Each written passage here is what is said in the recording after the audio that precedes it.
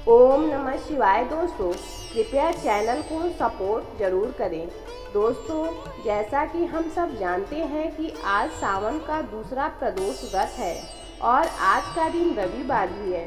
इस प्रकार रविवार के दिन पड़ने वाले प्रदोष व्रत को रवि प्रदोष के नाम से भी जानते हैं। दोस्तों, मान्यता है कि रवि प्रदोष व्रत अत्यंत ही फलदायी होता है और भक्तों के सभी संकट को दूर करता है। दोस्तों, सावन के महीने में प्रदोष व्रत रखने का भी बहुत ही महत्व होता है। मान्यता है कि सावन के दौरान किए गए प्रदोष व्रत से भगवान शिव की विशेष कृपा प्राप्त होती है। प्रदोष व्रत करने से भगवान शिव भक्तों को सभी कष्टों से मुक्ति देते हैं और भक्तों को सौभाग्य और संतान की प्राप्ति का आशीर्वाद प्राप्त होता है। इस दिन प्रदोष व्रत रखने से आयु में वृद्धि होती है और व्यक्ति और उसकी संतान का स्वास्थ्य अच्छा रहता है। धार्मिक मान्यताओं के अनुसार जब चंद्रदेव को श्राप के कारण कुष्ठ रोग हो गया था तो भगवान शिव की कृपा से वो मुक्त हुए थे। उन्होंने प्रदोष व्रत ही किया था जिससे वे आरोग्य को प्राप्त हुए। प्रदोष व्रत के दिन पूजा के समय रवि प्रदोष व्रत की कथा का श्रवण ही जरूर करना चाहिए। व्रत कथा का श्रवण करने से व्रत का महत्व पता चलता है और व्रत का पूरा फल भी प्राप्त होता है। दोस्तों, आइए जानते हैं रवि प्रदोष व्रत की कथा के बारे में। कथा इस प्रकार है कि एक गांव में एक गरीब ब्राह्मण परिवार रहता था और उनको एक पुत्र था।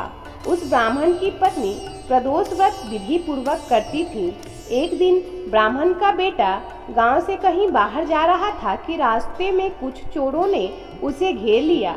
चोरों ने उसकी पोटली छीन ली और उससे अपने घर के गुप्त धन के बारे में बताने को कहा।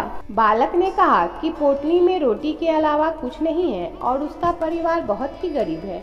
उसके घर में कोई भी गुप्त धन नहीं है। चोरों ने जब बालक की पोटली खोलकर देखी तो उसे छोड़ दिया और आगे बढ़ गए। वह बालक नगर में एक बरगद के पेड़ के नीचे छाए में सो गया। तभी राजा के सिपाही चोरों को खोजते हुए वहां आए और उस बालक को ही चोर समझकर ले जाकर जेल में बंद कर दिया।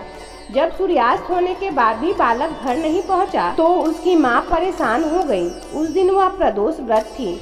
उसने शिव पूजा के समय भोलेनाथ से प्रार्थना की कि उसका पुत्र कुशल हो, उसकी रक्षा करे। भगवान शिव ने उस माँ की पुकार सुन ली। फिर शिव जी ने राजा को स्वप्न में बालक को जेल से मुक्त करने का आदेश दिया। साथ ही कहा कि वह बालक बिल्कुल ही निर्दोष है। उसे बंदी बनाकर रखोगे तो तुम्हारा सर्वनाश हो जाएगा। अगले दिन सुबह राजा ने उस बालक को रिहा करने का आदेश दे दिया। बालक जब राज दरबार में आया तो उसने पूरी घटना राजा को बताई। इस पर राजा ने उसे उसके माता पिता को दरबार में बुलाया। ब्राह्मण परिवार यूं अचानक राजा द्वारा दरबार में बुलाए जाने के आदेश से बिल्कुल ही डरा हुआ था। जैसे तैसे वे राजा के दरबार में गए तो राजा ने उनसे कहा कि आपका पुत्र बिल्कुल ही निर्दोष है, उसे मुक्त कर दिया गया है। और राजा ने ब्राह्मण परिवार की निर्धनता को देखते हुए उनकी जीविका के लिए 5 गांव दान कर दिए। इस प्रकार अत्यंत ही निर्धन ब्राह्मण परिवार भगवान शिव जी की कृपा से सुखी पूर्वक जीवन व्यतीत करने लगा। इस प्रकार से प्रदोष व्रत की महिमा का बखान किया गया है। दोस्तों, इस प्रकार हमने देखा कि किस तरह एक अत्यंत ही गरीब और निर्धन परिवार रवि प्रदोष कथा के कारण भगवान शिव की कृपा से अत्यंत ही धनवान हो जाता है और उनका जीवन खुशमय हो जाता है। अतः दोस्तों, जो भी मनुष्य इस दिन रवि प्रदोष व्रत को करता है और रवि प्रदोष व्रत की कथा को नियमानुसार विधि पूर्वक सुनता है, वह सुख पूर्वक और निरोगी होकर अपना संपूर्ण जीवन व्यतीत करता है तथा उसके और उसके संतान के जीवन में हमेशा खुशहाली बनी रहती है।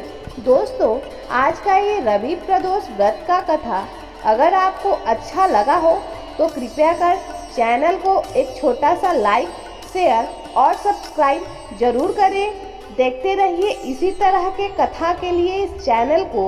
मिलते हैं अगले वीडियो में, तब तक के लिए धन्यवाद। आपका दिन सुखमय हो। और प्रदोष व्रत का अनेकों अनेकों अनेकों शुभकामनाएं।